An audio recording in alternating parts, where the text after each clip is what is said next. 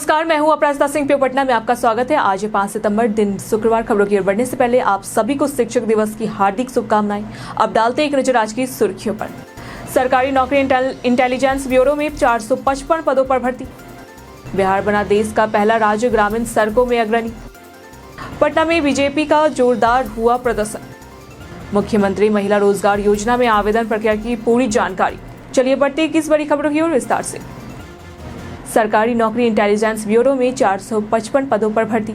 Intelligence bureau IB ने security assistant motor transport के 455 पदों पर भर्ती निकाली है। इसके लिए 10वीं पास उम्मीदवार जिनके पास LMV ड्राइविंग लाइसेंस और कम से कम 1 साल का ड्राइविंग अनुभव हो आवेदन कर सकते हैं। उम्र सीमा 18 से 27 वर्ष है। आरक्षित वर्ग को छूट दी जाएगी। सैलरी 21,700 से 69,100 रुपए तक। साथ ही अन्य भत्ते भी मिलेंगे। चयन टियर 1 और टियर 2 परीक्षा के आधार पर होगा। आवेदन आधिकारिक वेबसाइट www.mha.gov.in पर ऑनलाइन किया जा सकता है। आवेदन शुल्क जनरल, OBC और EWS के लिए 650 रुपए। बिहार बना देश का पहला राज्य, ग्रामीण सड़कों में अग्रणी।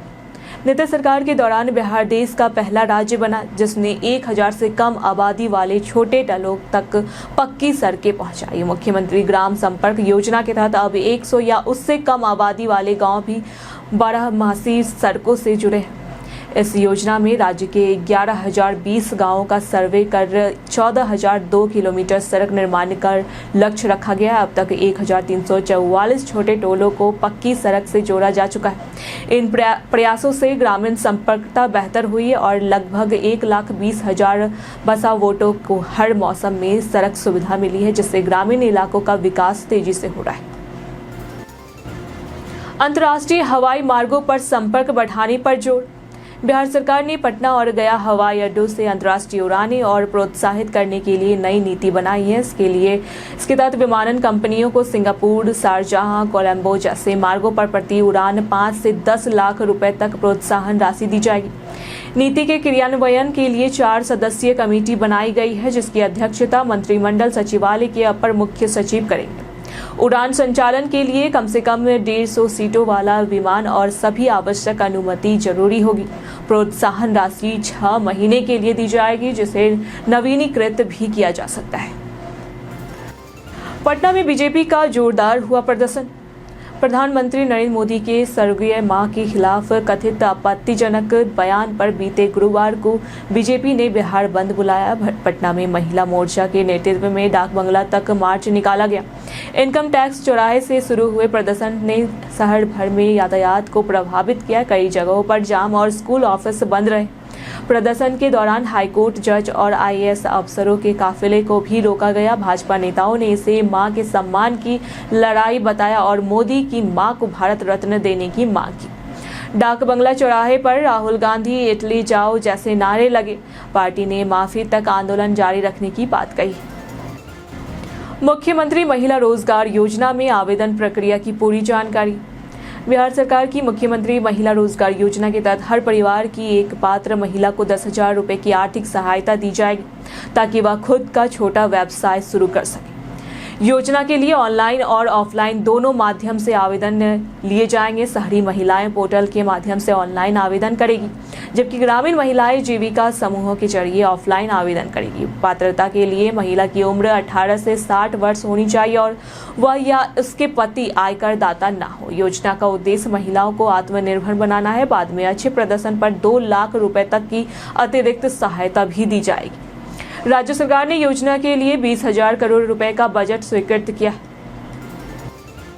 बिहार के 72 शिक्षक होंगे सम्मानित। शिक्षा विभाग ने सूची जारी की। बिहार सरकार ने शिक्षक दिवस 5 सितंबर के अवसर पर राज्य के 72 उत्कृष्ट शिक्षकों को राज्य के शिक्षक पुरस्कार से सम्मानित करने की घोषणा की।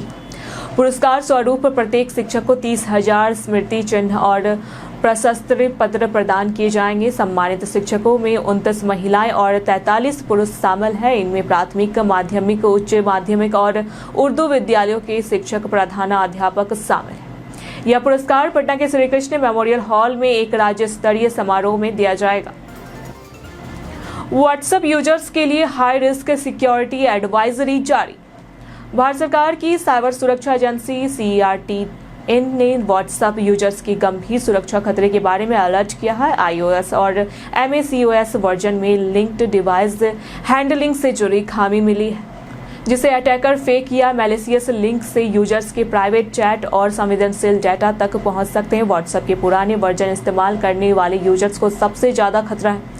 CERT-N ने तुरंत ऐप को लेटेस्ट वर्जन में अपडेट करने और संदिग्ध लिंक पर क्लिक करने से बचने की सलाह दी है। मेटा ने अभी तक आधिकारिक बयान नहीं दिया।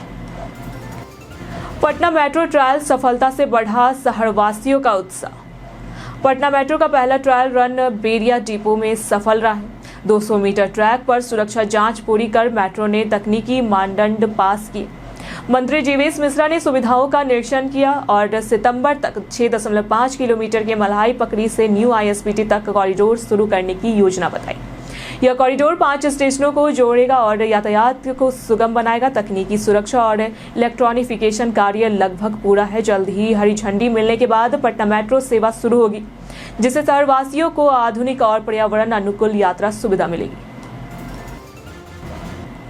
पटना बोरिंग रोड में 2 नई सड़कें और नाला निर्माण। पटना के बोरिंग रोड इलाके में बुनियादी ढांचा सुधारते हुए पथ निर्माण मंत्री नितिन नवीन ने 2 नई सड़कों और 1 नाले की योजना का शिलान्यास किया।